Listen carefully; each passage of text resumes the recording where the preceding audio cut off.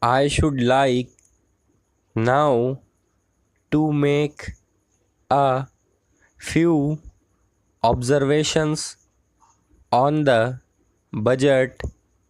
This budget marks a turning point in the history of our country.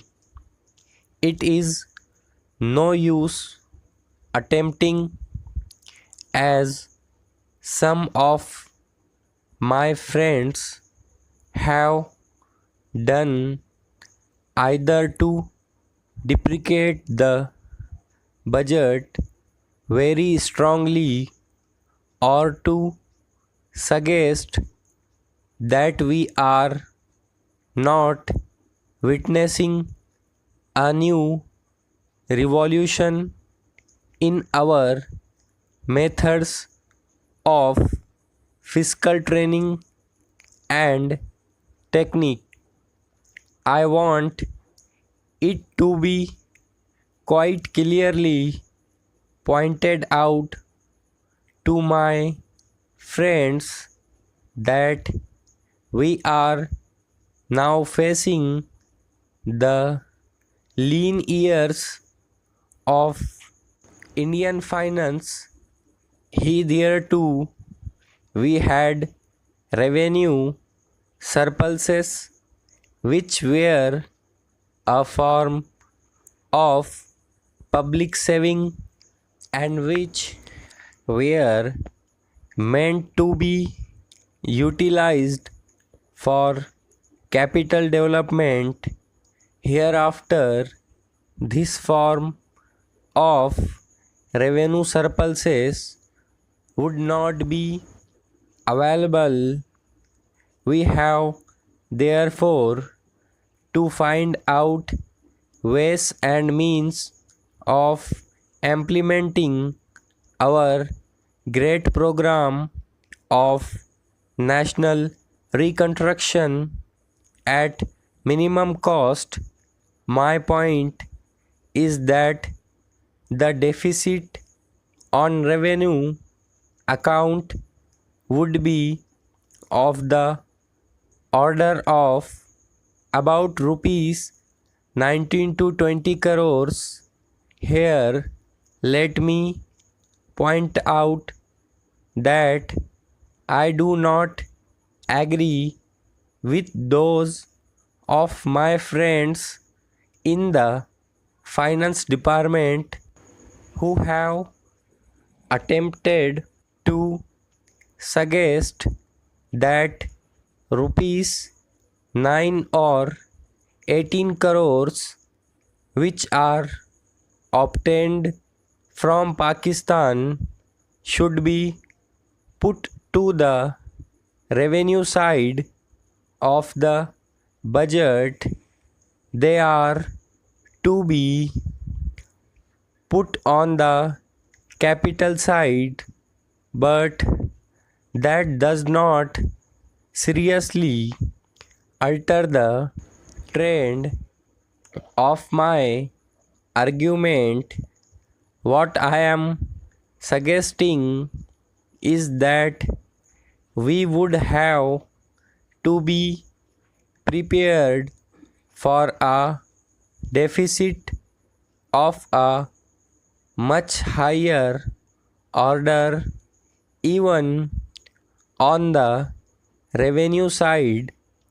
That itself should make us realize that there are very many problems which we have to face, and that we have to undertake ways and means of increasing the resources of our country so that it might be possible for us to have a greater amount of surplus or a greater amount of public saving for the purpose of financing capital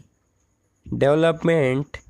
The finance minister, in the course of his speech, Mr. Deputy Minister pointed out that the deficits during the past 2 years were of the order of rupees 83 crores.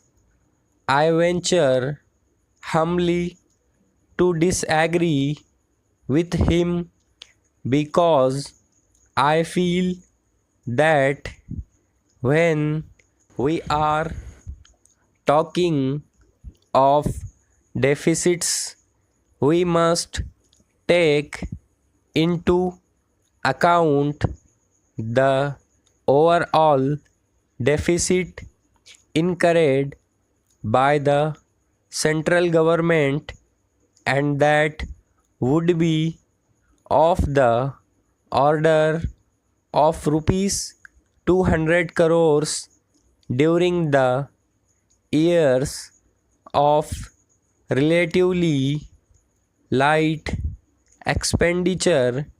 We had a shortfall of about rupees 200 crores.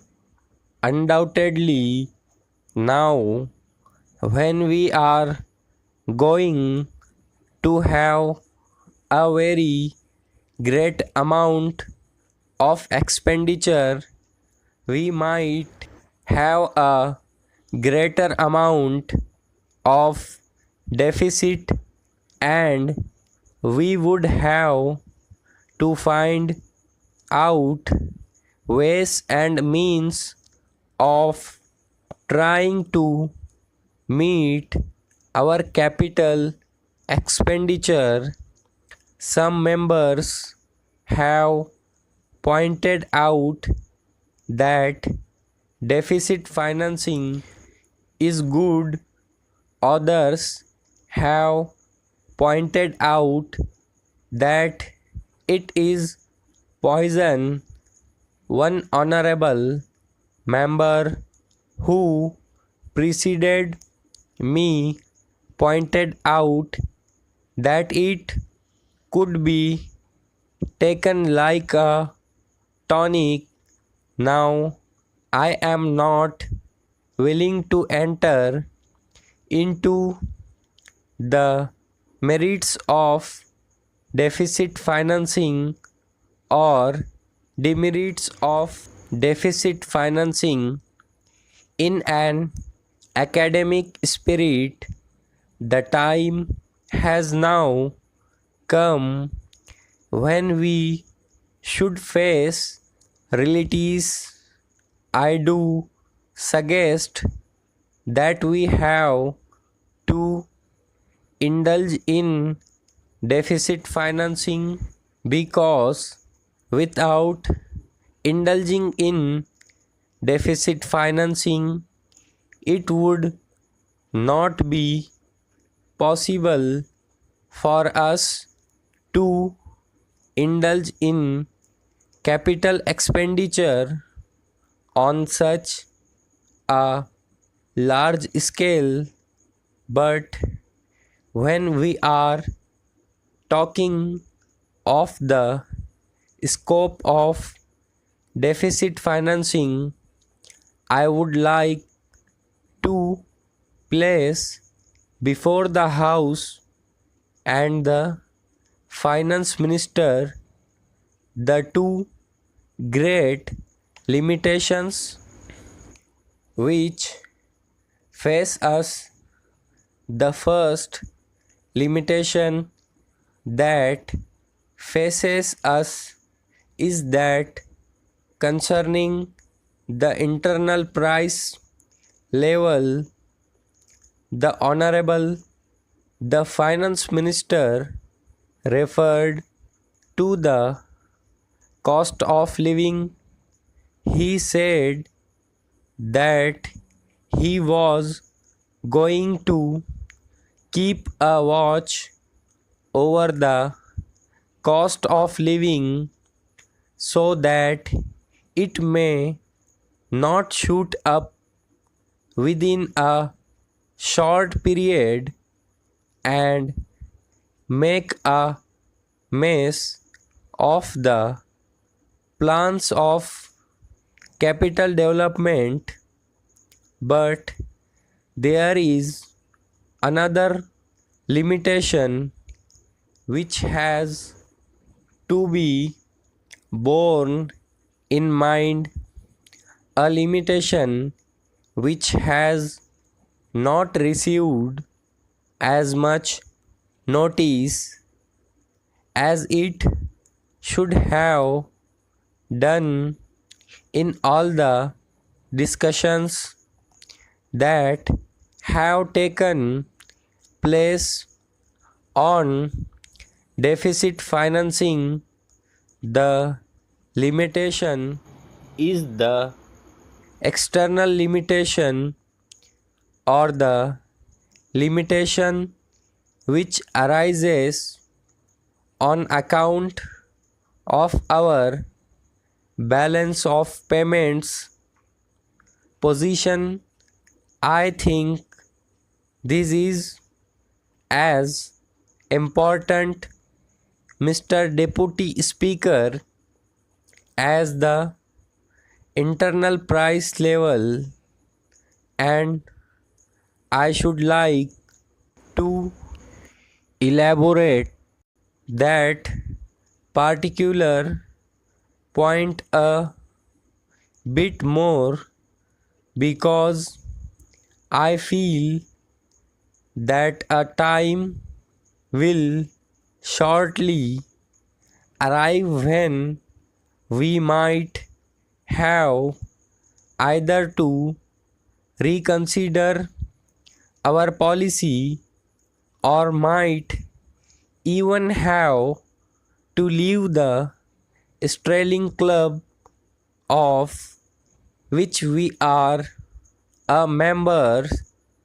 The second serious limitation is as serious as the first.